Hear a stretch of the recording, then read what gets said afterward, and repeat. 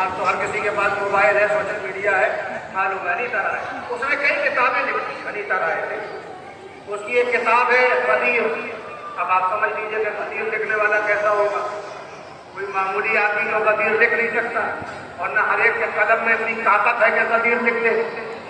तो उसने किताब लिखी कदीर, और उसने रिसर्च की, और उस रिसर्च का मौजूद था पैगंबर अकरम द होली प्रॉफिट ऑफ अल्लाह। उसकी एक किताब है, वो आप सर्च कर सकते हैं, द होली प्रॉफिट ऑफ अल्लाह।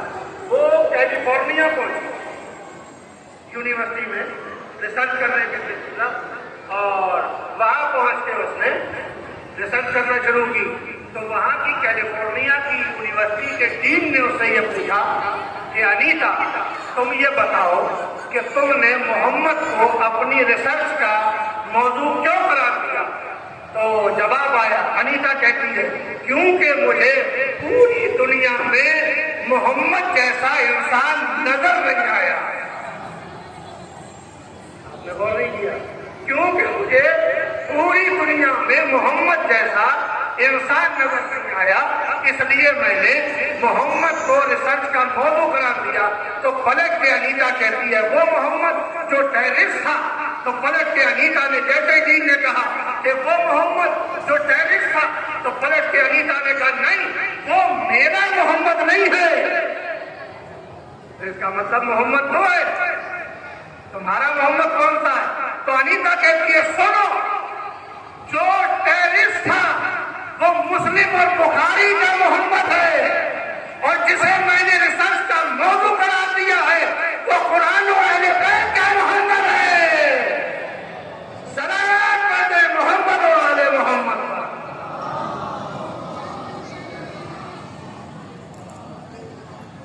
इस बाबा के बड़े सलावत पढ़ने वाले।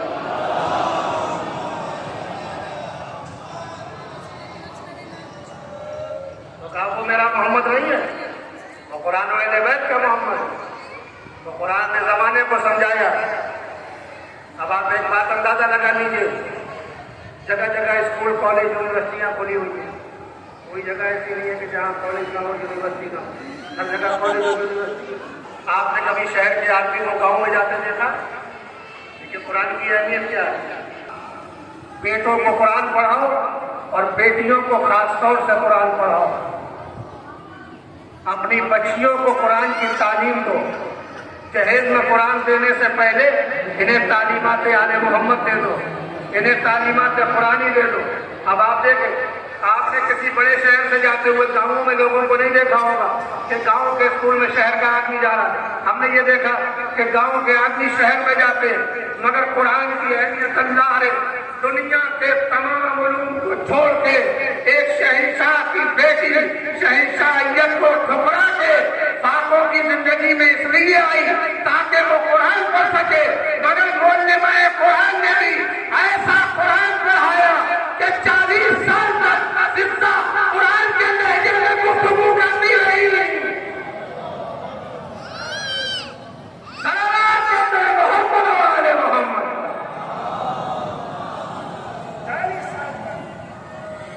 40 साल तक कुरान के लहजे में गुफ्तगू करती रही। हमने देखा शहंशाहियत, हमें जाहिर देख लीजिए जरूर।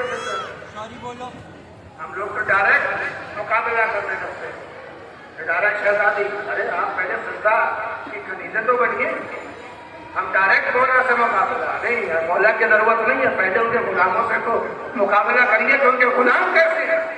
गुलामों तक पहुंचने की कोशिश कीजिए। जनाब सजदा एक दिन फाका, दूसरे दिन फाका, तीसरे दिन फाका, फाके में फाके हो रहे। अब जनाब सजदा टूट गई। अहले बैत का यही तो कमाल है। अब सजदा टूट गई और कहती शहजादी फाके में फाके हो रहे। अगर हमें किसी को नोट बनाने का हुनर आ जाए तो क्या जो भी पड़े आ रहे वो तो वहीं बैठे नोट छापे। लेकिन जनाब सजदा इनमें कीमिया जानती थी, ये मामूली कोई खातून नहीं थी, इल्म कीमिया जानती थी जनाब सजदा। जनाब सजदा आके कहती हैं कि शहजादी मैं ये देख रही हूँ कि एक दिन फाका, दूसरे दिन फाका, तीसरे दिन फाका, फाके में फाके हो रहे। कमाल हो गया, फाकों से टूट गई सजदा। तो शहजादी कहती है जनाब सजदा कि मुझे सोना बनाने का हुनर आता है। जरा गौर कीजिएगा, मुझे सोना बनाने का हुनर आता है। तो मुसल्ले पे बैठी हुई थी नबी की बेटी, एक मरतबा चराग में आकर पैमाने का फिजा पलट के देख। अब जो फिजा ने मुड़ के देखा तो दीवार सोने की हो गई। आराम दी शहजादी ने, फिजा सोने से महल तामीर हो सकते हैं और उनका मुकद्दर नहीं संभाला जा सकता। सलाम करते मोहम्मद और आले मोहम्मद।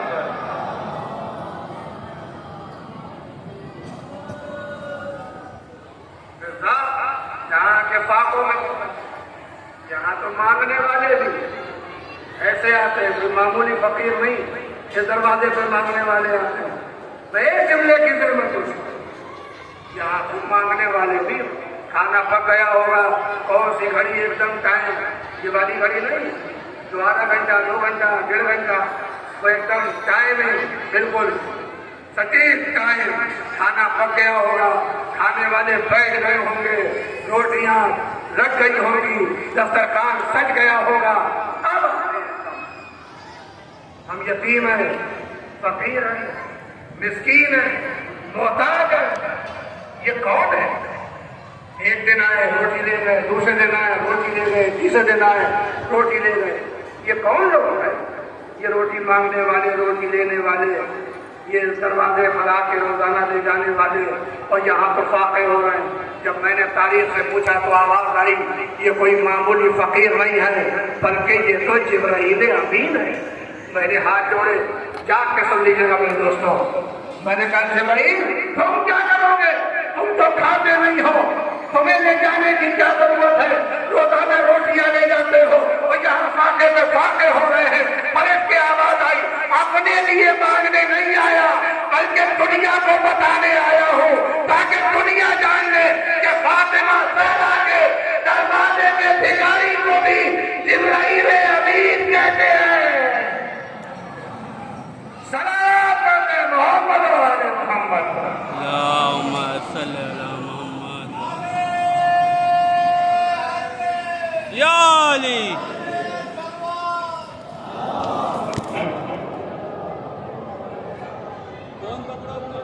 आगे जमाना ये कहेगा कि जहाँ पर आने वाले फकीर कोई मामूली नहीं है, और जाहिर सी बात है दरवाजे पे आने वाला कोई मामूली तो होता नहीं।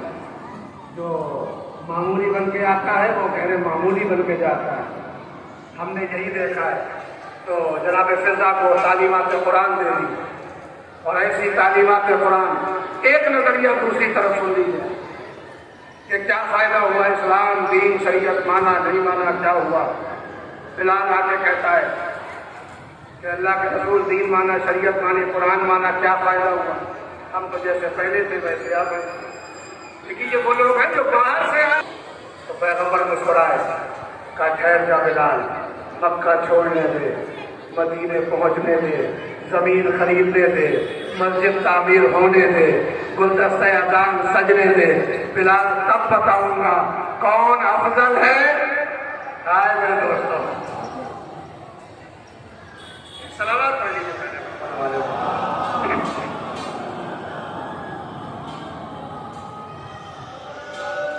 अब मैंने तेज तेज पढ़ दिया, मैं आहिस्ता होकर देखता हूँ कौन सी बात कहाँ कैसे कही जाती है। ये सलीका हो तो हर बात सुनी जाती है। तो बिलाल फिर परेशान, बिलाल भाई दीन माना, शरीयत मानी, कानून माना, सब कुछ मान लिया, मगर हम तो चस के तस का क्या हो गए? ये बुलाते हैं दौड़ना पड़ता है, हम गुलाम हैं, ये आका है। पैगंबर ने कहा ठहर जा बिलाल, मक्का छोड़ने दे, मदीने पहुंचने दे, जमीन खरीदने दे, मस्जिद तामीर होने दे, गुलदस्ता अजान सजने दे। बिलाल तब बताऊंगा कि कौन बुलाएगा। आए मेरे दोस्तों, और कौन दौड़ेगा? ठहर जा बिलाल, मैं बताऊंगा कि इस्लाम का फायदा क्या है, कुरान का फायदा क्या है, दीन का फायदा क्या है, शरीयत का फायदा क्या है। बिलाल ठहर जा, आमदी तौर पर प्रैक्टिकल तौर पर मैं बताऊंगा। अभी रुक जा, इंतजार कर बिलाल, वक्त आने दे। इंतजार बिदअत नहीं है, इंतजार सुन्नत है। और अगर इंतजार बिदअत होता तो बिलाल को इंतजार न कराया गया होता। बिलाल ठहर गए इंतजार करने, मक्का छोड़ दिया, मदीने पहुंच गए, जमीन खरीद ली, ऊँट बैठ गया, मस्जिद तामीर हो गई, गुलदस्ता अज़ान सज गया। अब होना क्या चाहिए था? अगर आज का जमाना होता प्रॉमिस मानिएगा कि कहीं छोटा और बड़ी बात हो जाए, आज का जमाना होता तो बड़े बड़े लोग, आओ तुम बड़े घराने के आदमी हो, अज़ान दो, तुम्हारा सजना अच्छा तुम अज़ान दो, तुम्हारे बाप ये थे तुम अज़ान दो, तुम्हारे दादा ऐसे थे तुम अज़ान दो, तुम्हारे पास चाऊ हजमत है तुम अज़ान दो, तुम्हारे पास इक़्तिदार है तुम अज़ान दो। नहीं मेरे दोस्तों, अल्लाह का रसूल अपनी जगह से बुलंद हुआ और निगाहे इंतखाबे नबुव्वत फैल गई जाके हबश के काले गुलाम बिलाल पर, और आवाज भी बिलाल आ जा। कल तक कहता था कि कोई फायदा नहीं हुआ, पहुंच जा से अज़ान पे और अज़ान कहते, अब जो बिलाल ने अज़ान कही तो सारा अरब तोड़ने लगा। पैगंबर ने मुस्कुरा के कहा, बिलाल कल तक तू दौड़ता था, ये बुलाते थे, आज तू बुलाएगा, ये दौड़ेंगे। सलाम करने मोहम्मद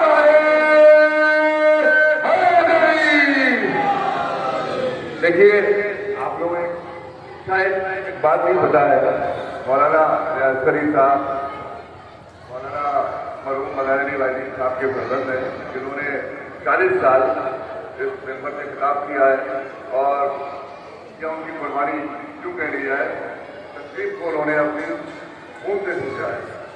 तो रियाज़ साहब की हौसला अफजाई हम सबका फरीदा है।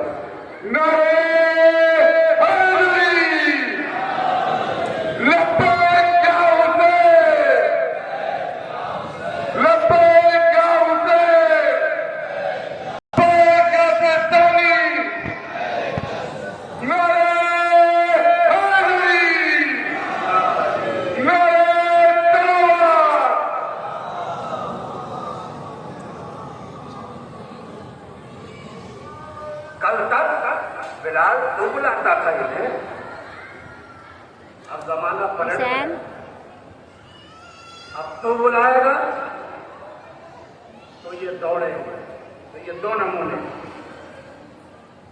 एक मुतफर्रिक़ बात। वैसे तो आपने जितने उलमा ज़ाकिरीन को सुना होगा, सबके मौजू होते हैं, लेकिन और वही पूरी मजलिस का माहौल जुमला होगा कि दीन क्या है, शरीयत क्या है, कानून क्या है। वैसे तो अगर आप दुनिया की तमाम सबसे ज़्यादा मौला के फज़ाइल पढ़े जाते हैं, सबसे ज़्यादा मौला के फज़ाइल, और फज़ाइल के लिए बड़ी बड़ी सजाएं भी काटी गई, और फज़ाइल तक पहुँचने के लिए देखिए फज़ाइल सुनना भी कमाल है, और फज़ाइल मौला के पढ़ना भी कमाल है। इसलिए कि जनाब